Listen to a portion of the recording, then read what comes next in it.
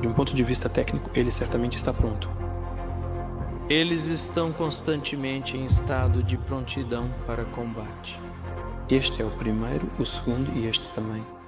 Quando vi isso, meu coração afundou no estômago e me perguntei como seria realmente uma guerra nuclear total nos dias de hoje. Já vimos a devastação causada pelas bombas atômicas em Hiroshima e Nagasaki na Segunda Guerra Mundial. Mas as armas atuais são 3.000 vezes mais potentes. Isso pode destruir a humanidade como a conhecemos? Podemos olhar para as estatísticas. 1.000 pessoas morriam por hora entre 1900 e 39 e 1945.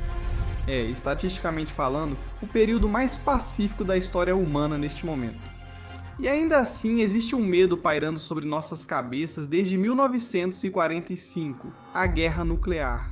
Quero mostrar o quão grave isso pode ser e tentar entender se estamos à beira de uma guerra nuclear. Para responder, precisei viajar ao outro lado do mundo, onde essa história começa. Primeira arma nuclear usada em humanos, Hiroshima, Japão. Estou em Hiroshima, Japão, um dos 2 lugares no mundo onde humanos vivenciaram o impacto direto da fissão atômica. Enquanto estou aqui, me pergunto, se uma bomba lançada há 80 anos causou tanta destruição, o que ocorreria se uma arma nuclear fosse usada hoje? E essa é a pergunta que vamos responder neste vídeo. Em 1947, Albert Einstein, Robert Oppenheimer e vários cientistas importantes que inventaram a primeira arma atômica criaram o relógio do juízo final, uma contagem regressiva para o apocalipse nuclear. Se o relógio marcar meia-noite, acabou tudo. Todo ano, o relógio é ajustado, indicando o quão perto o boletim dos cientistas atômicos acredita que estamos da destruição total. Em 1947, foi ajustado para 7 minutos da meia-noite. Com a corrida armamentista acelerando, Estados Unidos da América e Rússia seguiram ampliando seus arsenais nucleares. Fomos nos aproximando cada vez mais da meia-noite. Em 1963, as tensões haviam diminuído e tratados foram assinados para evitar mais testes. As coisas melhoraram até 12 minutos antes da meia-noite, mas depois pioraram. Criaram-se bombas mais potentes, a tecnologia militar avançou e as tensões cresceram. Até chegarmos aos dias de hoje, 90 segundos para a meia-noite, mais perto do que nunca na história, ainda mais perto do que no auge da Guerra Fria. Pela primeira vez em décadas, ameaças nucleares estão sendo pronunciadas pelos líderes mundiais. Não surpreende que tantas pessoas no mundo sugiram que podemos estar à beira de uma guerra nuclear. Como tenho certeza de que você viu em Oppenheimer, os efeitos de uma bomba atômica são absolutamente devastadores. Mas as bombas dos Estados Unidos da América no Japão são pequenas perto das armas termonucleares atuais. A principal diferença entre as duas é de onde vem a energia para a explosão. Bombas atômicas funcionam ao dividir átomos pesados em núcleos menores, liberando muita energia. Armas termonucleares funcionam fundindo 2 núcleos atômicos leves em um mais pesado. É assim que o nosso Sol libera sua energia. Basicamente, você está aproveitando o poder das estrelas para criar uma arma. Um engenheiro nuclear de Los Alamos que trabalhou na primeira bomba atômica afirmou: as bombas atômicas originais pareciam projetos escolares perto das atuais bombas de hidrogênio.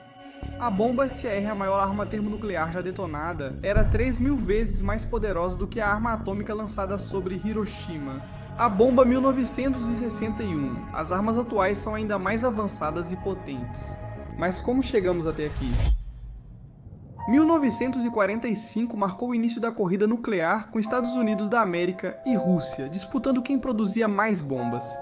Logo outros se envolveram: Grã-Bretanha, França, China, Israel e até a África do Sul por um tempo. Isso culminou em 1986, quando as potências nucleares atingiram seu auge. Havia mais de 70.000 ogivas nucleares na Terra, 23.000 com os Estados Unidos, 40.000 com a Rússia e algumas centenas entre os outros países. Com a redução das tensões e a assinatura de tratados, o número de ogivas nucleares caiu ao longo do tempo. Até chegarmos aos dias de hoje, os Estados Unidos com 3.708 ogivas nucleares, a Rússia com 4.489, o Reino Unido com 225, a França com 290, Israel com 90, o Paquistão com 170, a Índia com 164, a China com 410 e a Coreia do Norte com 30. Como você deve ter notado, este vídeo não tem patrocinador, pois o tema tratado é muito sério. Mas fazer vídeos como este, em que eu viajo até o Japão e passo meses pesquisando, não é exatamente barato. Por isso, estou animado para anunciar o lançamento do Patreon do AstroCobe. Nos últimos 6 meses, trabalhei nos bastidores para preparar tudo e garantir que este Patreon ofereça máximo valor para vocês. O melhor é que você pode se juntar ao Planet e virar membro da comunidade de graça. Você acessa fotos e vídeos dos bastidores das gravações e pode votar em enquetes sobre próximos vídeos, tudo gratuitamente. Se quiser assinar um dos nossos planos pagos a partir de $5, terá acesso a vários benefícios incríveis.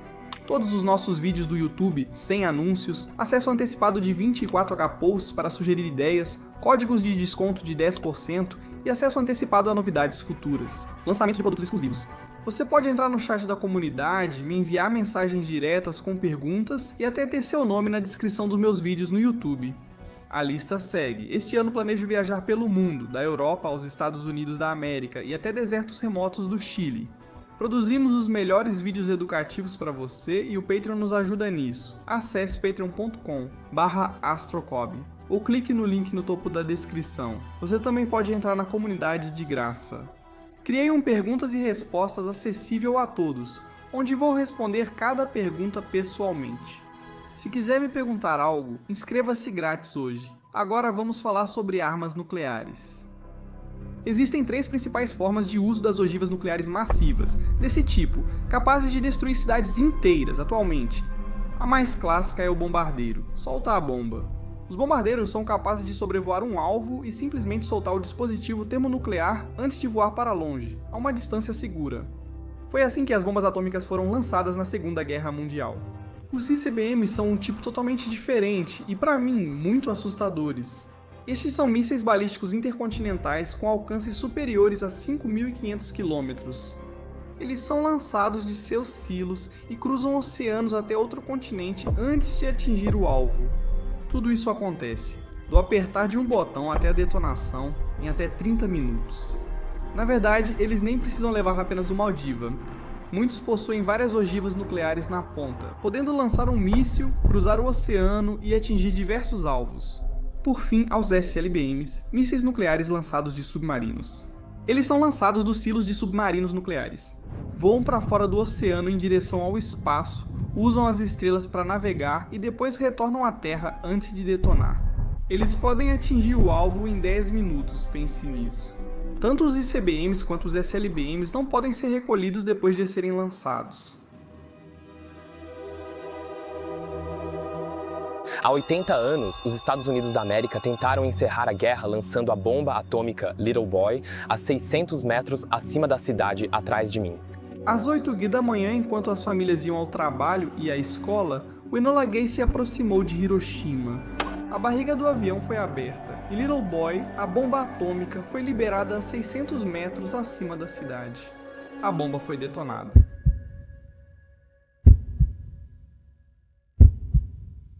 Em instantes, uma bola de fogo surgiu, mais quente que a superfície do Sol.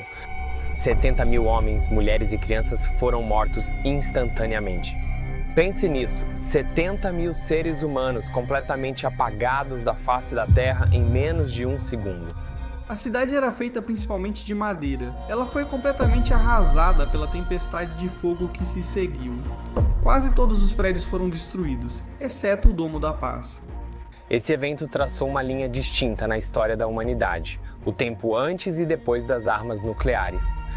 Mais 50 mil pessoas morreriam nos 30 dias seguintes devido à síndrome aguda da radiação. E o que mais me assusta é que a bomba usada em 1945 não se compara em nada às que as potências nucleares possuem hoje. Quero dizer, toda essa destruição. A cidade inteira de Hiroshima foi completamente arrasada pela conversão de menos de 1 grama de matéria em energia.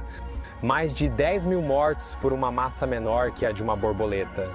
Essa era a realidade da guerra nuclear há quase 100 anos.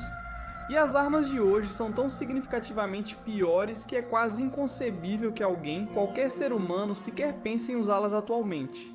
E ainda assim, neste exato momento, enquanto você está aí assistindo a este vídeo, os Estados Unidos têm 1.770 ogivas nucleares prontas para serem lançadas em apenas 60 segundos. A Rússia tem 1.674, essa é a realidade. Após meses pesquisando sobre guerra nuclear, agora eu entendo como ela ocorreria em 2024. Isso me apavora, você está pronto? Satélites de vigilância, a 1/10 do caminho até a Lua, estão presos em órbita geoestacionária, o que significa que eles orbitam na mesma velocidade em que a Terra gira. Isso permite que fiquem sempre sobre o mesmo ponto na Terra. Esses satélites detectam o calor do escapamento dos ICBMs em frações de segundo, mesmo através de nuvens. Eles são tão poderosos que veem um fósforo aceso a 320 km de distância. Os satélites Space-Based Infrared System sobre a Coreia do Norte, China e Rússia têm aproximadamente o tamanho de um ônibus urbano. Eles vigiam 24 horas por dia, 7 dias por semana, 365 dias por ano, atentos à faísca explosiva de uma ameaça nuclear. Supondo que a escalada para uma guerra nuclear seja entre os Estados Unidos da América e a Rússia, é isso que provavelmente aconteceria. Se um lado lançar uma ogiva nuclear, os sistemas de detecção avisam as autoridades, que respondem com uma contraofensiva. É uma estratégia triste. Se você me atacar com uma bomba nuclear, então eu vou atacar você e nós vamos cair juntos. Se eles acreditarem que a ameaça é real, mísseis balísticos serão lançados de submarinos dos Estados Unidos da América na costa da Noruega e começarão a atingir alvos russos importantes em até 10 minutos. Poucos minutos depois, submarinos russos terão lançado seus próprios mísseis na costa do Canadá, atingindo os Estados Unidos da América simultaneamente. Após o lançamento, ICBMs e ogivas nucleares de submarinos não podem ser recuperados. Seu destino é selado ao pressionar o botão. ICBMs são lançados de ambos os países, cruzando o oceano e começando seus ataques a alvos militares, centros de comando e controle, instalações de lançamento nuclear e, infelizmente, centros populacionais. Leva 26 minutos e 40 segundos para um míssil balístico intercontinental ser lançado da Rússia e chegar ao território continental dos Estados Unidos. Essa batalha inicial de armas nucleares, que acontece em menos de uma hora, vai matar milhões de pessoas. Isso é só o começo. O inverno nuclear está chegando. Tempestades de fogo nucleares lançam fumaça de carbono negro na atmosfera. As cidades atuais, muito mais populosas que Hiroshima, produzirão bem mais fumaça do que no Japão. Entre 100 e 200 milhões de toneladas de fuligem são lançadas na atmosfera. Essa fumaça preta é lançada na estratosfera, acima das nuvens de chuva que normalmente a lavariam. Lá em cima, ela é aquecida pela luz do Sol, permanecendo flutuando por até uma década. O vento é tão forte que levaria apenas alguns dias para que a fumaça preta envolvesse grande parte do hemisfério norte. Como resultado, a Terra ficará congelante mesmo durante o verão. Diversos locais nos Estados Unidos da América terão queda de mais de 20 graus, enquanto regiões da Europa e Ásia esfriarão ainda mais. A mudança climática, somada aos impactos econômicos e a dificuldade dos países em se recuperar dos ataques, causará fome em massa e mortes.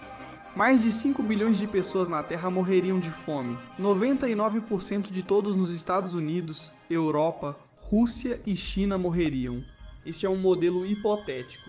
Pode ser melhor ou pior, mas todos devemos concordar que nenhum cenário envolvendo guerra nuclear será bom. Se vir aqui a Hiroshima me ensinou alguma coisa, é principalmente que eu não acho que a humanidade possa suportar outra guerra nuclear. A destruição e devastação vividas aqui são simplesmente inimagináveis. E como o arsenal nuclear da humanidade cresceu desde então até agora, talvez já tenha passado de um ponto sem volta.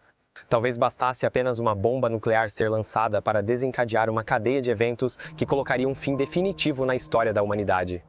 Não quero ver esse futuro. Se algo deve ser tirado deste vídeo, que seja isso. Se nossos líderes lutarem a Terceira Guerra Mundial com essas ferramentas, a humanidade não verá a Quarta.